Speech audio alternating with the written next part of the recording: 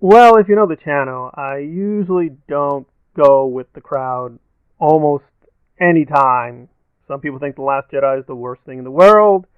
I disagree. Some people think that Infinity War is the best thing in the world. I disagree with that. And then we have David Lynch's Dune, which some people think is, okayish, but mostly garbage.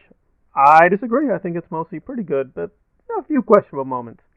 And that gets us to Guardians of the Galaxy 3 real fast because this is a great film and in many ways a near perfect film, but it does have a few notable flaws and it does stand on its own as a film. I want to stress that even if you don't like the MCU, you don't care about superheroes or fantasy or whatever, this is a legitimately good film on its own terms. So that's pretty impressive and you really don't need to know too much about the MCU to understand. You do need to know a little bit, and ironically, if you saw the holiday special, you'll be caught up for the most part with where the Guardians are. It does feel like there was a big chunk of the story that's missing, and you want a few more details filled in, but for what it is, it's mostly pretty good. So, what about the good stuff? Well, it has the usual Gunnisms with good music, good performances, fairly good writing, but yes, many of the jokes sometimes don't work. There are too many jokes in too many places, but not inappropriate. A lot of people were saying the jokes come in at the wrong place. I only felt that in a few scenes. I think for the most part, the humor actually made sense with what the story is, and the story here is mainly Rocket's backstory and how it ties into the High Evolutionary and his utopian plans to basically perfect the universe, whether it wants to be perfected or not. He's gonna torture his way to perfection, and the Guardians are gonna try to stop him. So overall, I think the basic story structure was strong, but there were a lot of beats and a lot of moments where it didn't quite make sense, especially the Gamora Quill relationship. I realize they have to deal with that, but beyond a certain point, it got really boring, and I wish they moved on, but they kept going back to it. And there were a few questionable moments, like, for instance, Nebula now appears to be nearly invincible and is extremely powerful, and I would not care, but this completely contradicts what we saw with Infinity War and Endgame, and there's a lot of places where you're going to have question marks as to what the characters are up to, but in terms of the basic structure, it is solid. So essentially, Rocket's life is in danger, and they go on several fetch quest missions, and if you're thinking Rise of Skywalker, well, it's very close ironically, but again, that just shows that Gunn having a very laser-like focus really, really matters.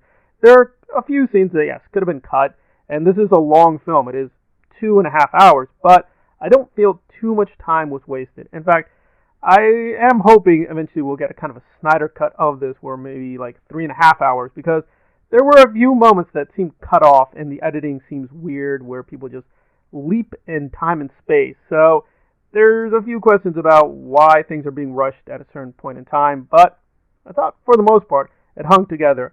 I wish we did a little bit more with Drax and Mantis. They do get a good share of the story, and Nebula as well, but it is basically Quill, Gamora, and Rocket and the High Evolutionary. They are the stars of the show. If you don't like those characters, then yeah, you may find this a little challenging, but I think for the most part they pull it off. I do want to register some complaints from the comic book fan perspective. The High Evolutionary, no way to hide this. He's white in the comics. He doesn't act like that. He is less villainous. He's more of a kind of committed scientist as well as a kind of egomaniac. And here they go full blown with a maniac, but they don't really stress that the High Evolutionary has good reasons for what he did in the comics. It's a little imbalanced. Also, of course, Adam Warlock. Yes, some of what they do is canonical to the comic book. I want to stress that. Some of what is in this film makes sense with the comic book history, but it's the early history with Adam Warlock, not the later history. And I know Gunn is being selective, but still, I think he was being selective in the wrong way. So Warlock is very, very disappointing. I kind of knew that they weren't going to do a good job. So with Warlock, yeah, it's pretty muddled. There were a few good scenes and good moments towards the end, but I think for the most part, he is really dragging the whole thing down.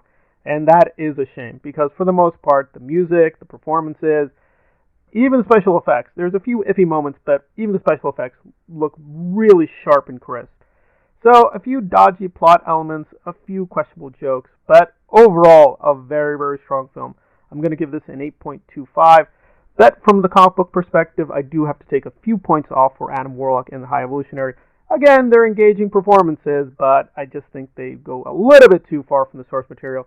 So I'm going to give that a 7.75. If you don't care about the comic books and only look at this as a movie, it is a genuinely great film. You do have a lot of questions going into this and going out, and I hope some of them will be answered. But it's a very, very strong close of one Guardians trilogy, and we'll have to see what they do next with these very, very interesting characters.